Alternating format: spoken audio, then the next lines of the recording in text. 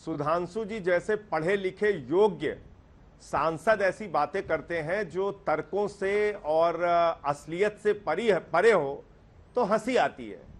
ये क्या कह रहे हैं, पटाखों पे हमने बैन लगा दिया, रोक लगा दिया। अरे भाई NGT, supreme court, high court, अब सर पटाखा कहां से आ गया सुप्रीम इसमें? कोर्ट तक गए तमाम नेता आपके। अरे अभी इन्होंने बोला आपके सामने, ऐसे ही भ्रम फैलाते हैं ये लोग। नहीं मैंने दिल्ली के लोगों को स्पष्ट होने दीजिए पहले। ऐसे ही भ्रम फैलाते हैं ये लोग, ऐसे ही भ्रम फैलाते हैं। आप मुझे बताइए ना, ये भ्रम फैलाना नहीं है तो क्या है कि अगर हम फोटो लगा देंगे गणेश जी और लक्ष्मी जी की तो देश की अर्थव्यवस्था सुधर जाएगी? ये भ्रम नहीं है? आप मुझे बताइए अर्थव्यवस्था कैसे सुधरेगी इससे? मेरा पहला प्रश्न था आपसे सर, आपने उस पर कुछ जवाब ही नहीं दिया। आप घेरिए बीजेपी को, बात पूरी कर लो, लेकिन मुझे बताइए ना इससे अर्थव्यवस्था कैसे सुधरेगी, इससे इकोनॉमी कैसे सुधरेगी सर? रुपया डॉलर के मुकाबले गिरना कैसे बंद हो जाएगा? मुझे मैं अंजना जी बिल्कुल आप एक एक करके जवाब दे रहा हूं। पहले उनके भ्रम जाल को तोड़ लेने दीजिए, फिर आपकी बात का भी जवाब दूंगा।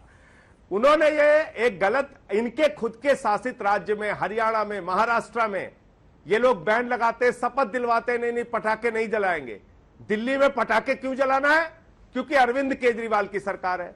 अरविंद केजरीवाल जी दिल्ली के बच्चों की चिंता करें, एनजीटी के आदेश की चिंता करें, सुप्रीम कोर्ट के आदेश की चिंता करें, कि भारतीय जनता पार्टी की तानाशाही को माने कि नहीं हम तो बच्चों को धुआं देंगे ही देंगे, हम तो उनको फेफड़े को गंदा करेंगे ही करेंगे, हम तो दिल्ली को प्रदूषित करेंगे ही करेंगे। अरे भाई आपको तो सराहना करनी चाहिए थी। 5 वर्षों में दीपावली के दूसरे दिन का प्रदूषण इस बार शुद्धतम और न्यूनतम स्तर पे था। यह अरविंद केजरीवाल जी की सराहना का विषय है। आप उस पर भी राजनीति करते हैं, कह रहे पटाखे। अरे आपसे नहीं सीखना है, मैं फिर स्पष्ट कर दूं, हिंदू धर्म का पालन हमको कैसे करना आपसे नहीं सीखना है। हिंदू धर्म का पालन, हिंदू धर्म में आस्था कैसे रखनी है, ये आपसे नहीं सीखना है। आपने जो अंजना जी कहा, मैं नहीं, वो ये भी पूछ रहे थे कि गणेश जी ने दूध पिया था कि नहीं पिया था। उन्होंने कहा देश की तरक्की पे, शिक्षा पे, स्वास्थ्य पे, बिजली पे, पानी पे, सारे चीजों पे हमें काम करना है, देश की तरक्की पे काम करना है। लेकिन देश की तरक्की का कार्य करते हुए हमें भगवान का आशीर्वाद भी चाहिए। और ऐसा कह के उन्होंने क्या गलत किया? मैंने तो 50 उदाहरण दिया आपको। हर शुभ कार्य को शुरू करने से पहले भगवान की पूजा करते हैं कि नहीं करते हैं? देवी देवताओं को लेकिन कार्य तो करना पड़ता है ना, सिर्फ पूजा से नहीं हो जाता है ना सर। कार्य क्या करेंगे? इकोनॉमी सुधारने के लिए 1 to 5 संजय सिंह जी आप अपनी तरफ से सुझाव बता दीजिए। अरविंद केजरीवाल जी ने कहा कि हम हाथ पे हाथ धरे बैठे रहेंगे, मुकाबले डॉलर ना गिरे, इसके लिए बताइए क्या करना होगा? क्या करना होगा? रुपए के मुकाबले डॉलर ना गिरे, इसके लिए क्या करना होगा? महंगाई कम करनी होगी। इकोनॉमी, जीडीपी कैसे महंगाई कम करनी होगी, कैसे कम होगी? परचेजिंग पावर बढ़ानी होगी। कैसे? हाँ मैं बता रहा हूं आपको। महंगाई ऐसे कम होगी कि जो आम आदमी की जिंदगी की चीजें हैं, उनके रोजमर्रा की जिंदगी की जो मूलभूत आवश्यकताएं हैं, वो या तो निःशुल्क या तो न्यूनतम दर पे आपको देनी होगी। ऐसे महंगाई कम होगी। 200 यूनिट बिजली फ्री, 400 यूनिट बिजली आधे दाम पे, माताओं बहनों के लिए बस की यात्रा फ्री, बुजुर्गों के लिए तीर्थ यात्रा फ्री, दिल्ली के अंदर बिजली, पानी, शिक्षा, स्वास्थ्य सब कुछ फ्री। सर फ्री कैसे नहीं होगी? तो फ्री देने से इकोनॉमी ठीक हो जाएगी? रुपए का कर्जा देने से अडानी को इकोनॉमी ठीक होगी? नहीं 13.5 लाख करोड़ रुपए की संपत्ति अडानी की बनाने से इकोनॉमी ठीक होगी? तो सर यही चिट्ठी लिखिए ना कि फ्री करने की चिट्ठी लिखिए। भाग जाए ललित मोदी, 6,000 करोड़ नतिन संदेशरा भाग जाए, 20,000 करोड़ रुपए नीरव मोदी लेके भाग जाए, उससे इकोनॉमी ठीक होगी। 10,000 करोड़ रुपए विजय माल्या लेके भाग जाए, उससे यही वाली चिट्ठी लिखिए ना। फिर टीवी पर आकर खाली बोलते हैं, चिट्ठी में लिखते हैं कि गणेश जी की फोटो लगाइए, बेच दी जाए, इससे इकोनॉमी ठीक होगी। संजय जी ये सब जो अभी बोल रहे हैं यही चिट्ठी लिखिए ना कि सब फ्री कर दीजिए। संपत्तियों को बेचने से इकोनॉमी ठीक नहीं होगी। संजय जी 11 लाख करोड़ रुपए अपने मित्रों का राइट ऑफ किया। तो संजय जी ये चिट्ठी लिखिए ना, बैंकों से राइट ऑफ किया, उससे इकोनॉमी ठीक होगी। संजय जी तो चिट्ठी में ये लिखिए ना। 5 लाख करोड़ रुपए पूंजी टीवी पे ये सब बोलते हैं और चिट्ठी में कह रहे लिखेंगे लक्ष्मी गणेश की फोटो लगा दीजिए। बताइए, सीएमआई की रिपोर्ट है 45 वर्षों में बेरोजगारी सबसे ज्यादा बढ़ गई, हंगर इंडेक्स में हम 107 नंबर पे पहुंच गए, इससे इकोनॉमी ठीक कर रहे हैं भारत के प्रधानमंत्री ने संसद में जवाब दिया। 22 करोड़ लोगों ने उनसे 8 वर्षों में नौकरियां मांगी और मात्र 7 लाख लोगों को नौकरियां दे पाए। वो भारत की इकोनॉमी को ठीक कर रहे हैं। क्या आम आदमी पार्टी ने आपके सुनिए, 2 घाव पर अरे एक भाई साथ जिस चोट की है? पार्टी का अरे सर, एक तो अर्थव्यवस्था बेरोजगारी वाले घाव पर, अरे भाई और नोट पे दूसरा होनी हिंदुत्व चाहिए कि वाले नहीं घाव गणेश पर। लक्ष्मी की फोटो सुधांशु बताइए जी। आप। भगवान गणेश लक्ष्मी की फोटो होनी चाहिए कि नहीं? अभी तक एक बार भी जवाब नहीं दे पाए एक तीर से सुधांशु जी 2 आप। घाव पर अब आप चोट, बोल चुके हो तो मैं बोलूं। हिंदुत्व का कार्ड, अर्थव्यवस्था वाला, दोनों पर। अंजना जी, ऐसा है, हाँ, ऐसा है, कोई 2 घाव की बात ही नहीं है। और जो इन्होंने कहा इन्हें हमसे सीखने की जरूरत नहीं है, सीख सकते भी नहीं है, क्योंकि हमारे और हमारा चेहरा एक है, इनके 2 हैं।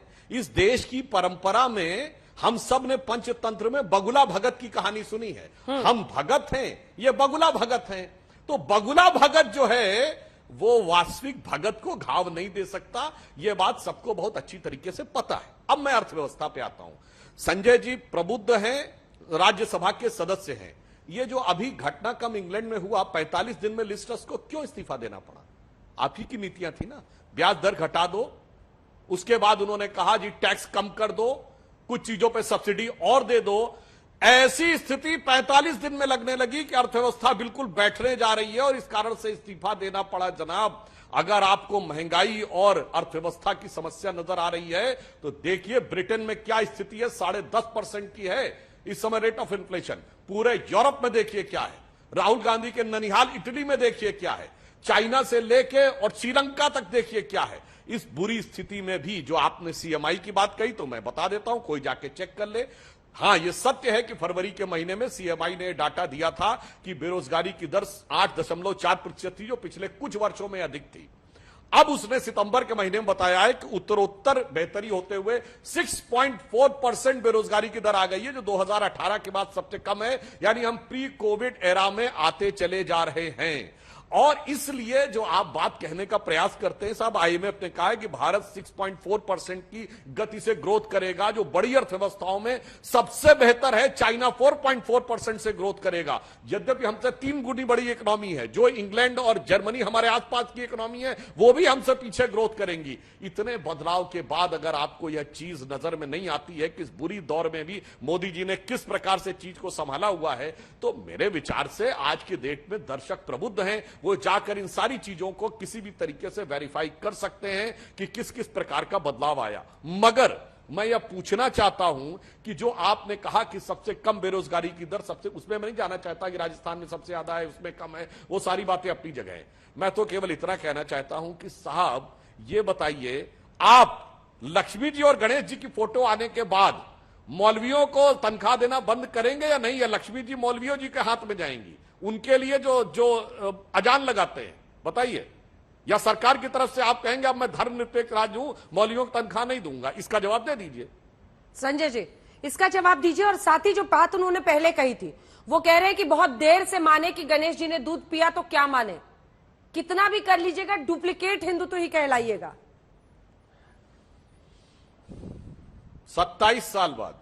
अंजना जी देखिए, देखिए सुधांशु जी की मैं एक मामले में तारीफ करूंगा कि जैसे ही वो महंगाई पे, बेरोजगारी पे, अशिक्षा पे, स्वास्थ्य की बदहाली पे फंसने लगते हैं, इनको क्या याद आता है? Britain, America, Germany, France, Paris. अरे भैया उनका भी नाम बता दीजिए ना। हंगर इंडेक्स में वो कहां खड़े हैं, शिक्षा में वो कहां खड़े हैं, बेरोजगारी में वो कहां खड़े हैं, स्वास्थ्य की व्यवस्था में वो कहां खड़े हैं, सड़कों के इंतजाम में वो कहां खड़े हैं, गांवों की तरक्की में वो कहां खड़े हैं। आप जब भारत की बात कीजिए, अरे भैया आपने भारत की सेना के अंदर कॉन्ट्रैक्ट पे सैनिक कर दिए। 4 साल के कॉन्ट्रैक्ट के हमारे भारत के जवान रखे जाएंगे। आप कैसी बात कर रहे हैं? 17 साल में कोई भी नौजवान जवान बनेगा और 21 साल में पूर्व सैनिक बन जाएगा। भारत की शिक्षा का बजट मालूम है अंजना जी कितना है? मात्र 2%। भारत के स्वास्थ्य का बजट मालूम है कितना है? मात्र 2%। भारत का खेल बजट मालूम है कितना है? मात्र 3000 करोड़ रुपए 135 करोड़ की आबादी वाले मुल्क का खेल बजट है। जितना पैसा अकेले ललित मोदी लेके भाग गया, और जिससे 3 गुना ज्यादा पैसा विजय माल्या लेके भाग गया, और जिसका 7 गुना ज्यादा पैसा नीरव मोदी और मेहुल चौकसी लेके भाग गया। आप देश के शिक्षा के लिए, स्वास्थ्य के लिए, बिजली के लिए, रोजगार के लिए कर क्या रहे हैं ये नहीं बताते हैं। आप तुरंत जैसे ही आपसे कोई सवाल पूछा जाता है आप ब्रिटेन, अमेरिका, चाइना, पता नहीं कहां कहां पहुंच जाते। भाई हंगर इंडेक्स में हम 107 नंबर पे कैसे पहुंच गए, इसका जवाब दीजिए। सुधांशु जी, सीएमआई की रिपोर्ट जो कहती है कि हम 45 वर्षों में बेरोजगारी की सबसे बड़ी मार झेल रहे हैं, इसका जवाब दीजिए ना। आप बताइए ना, गैस का सिलेंडर 1000 रुपए के पार हो गया, आटा, दाल, चावल सब आपने महंगा कर दिया।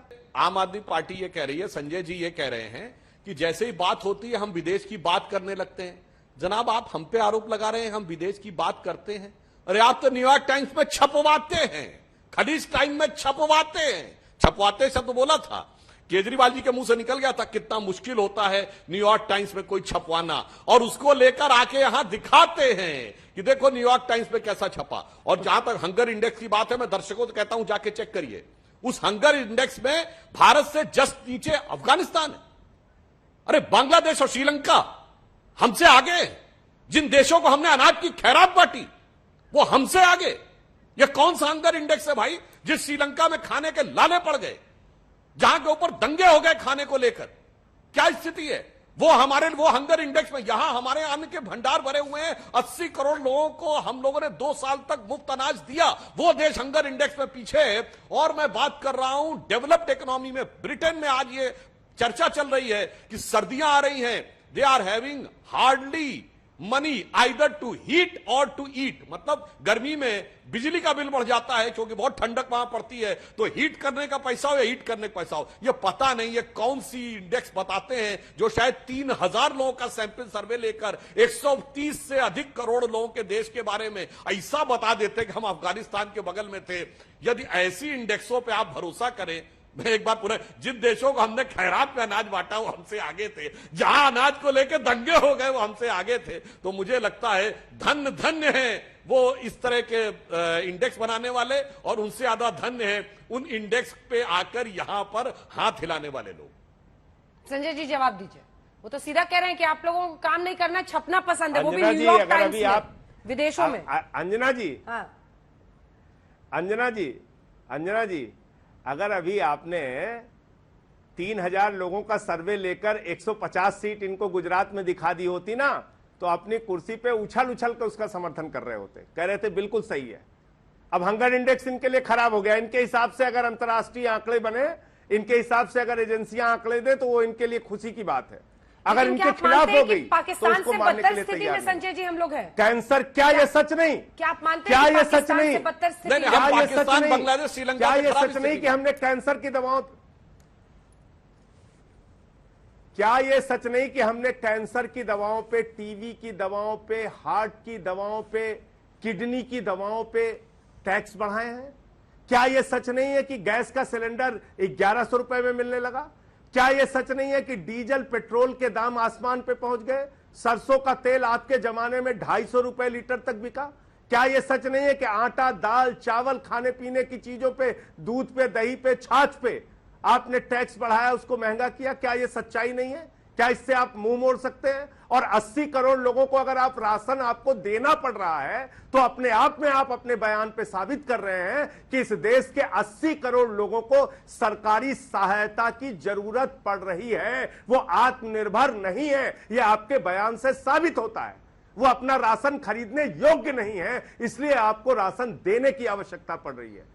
ये बात, ये आंकड़े जब आप बताते हैं, जब तो आप मुफ्त बिजली देते हैं उसमें भी यही लागू होता है संजय जी। आप करते हैं, संजय जी, लेकिन जो आप आपने मुफ्त अभी तक बिजली नहीं देते हैं बताया, उसमें भी यही लागू होता है। अभी तक आपने ये नहीं बताया कि आप भगवान गणेश और भगवान लक्ष्मी के विरोधी क्यों हैं। आप नोट पर भगवान गणेश और लक्ष्मी, चलिए आखिरी जवाब सुधांशु जी, जल्दी से इसका जवाब दीजिए। उत्तर अभी पूरी डिबेट खत्म हो जाएगी, अब तक आपने नहीं दिया। जल्दी से सुधांशु जी, 2 लाइन सिर्फ। चलिए आप अपनी पाठ्य पुस्तक पे गा से गणेश दिखा दीजिएगा, मैं उत्तर दे दूंगा। अब मैं कहना चाह रहा हूं भाई, आप क्या बोल रहे हैं भाई? जेनेरिक मेडिसिन के द्वारा तो सारी दवाइयों की कीमत हमने कम कर दी है। रही बात इसकी, हाँ 80 करोड़ दिया भाई। कोविड काल में लॉकडाउन लगा हुआ था, उस समय ट्रांसपोर्टेशन और सब प्रकार के सिस्टम, सप्लाई लाइंस टूटी हुई थी, इसलिए सरकार ने किया। और आपकी सरकार तो कहती थी 70 लाख लोगों का खाना बनवा के बंटवा रहे हैं।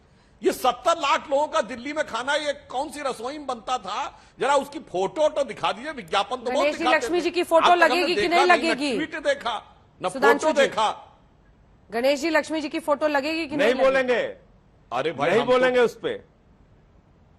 नहीं, अरे भाई हम तो बिल्कुल कह रहे हैं, बगुला भगत की बात का जवाब भगत से बुलवा मत लीजिए पूछिए, इनसे। भगत की बात का जवाब भगत से पूछिए।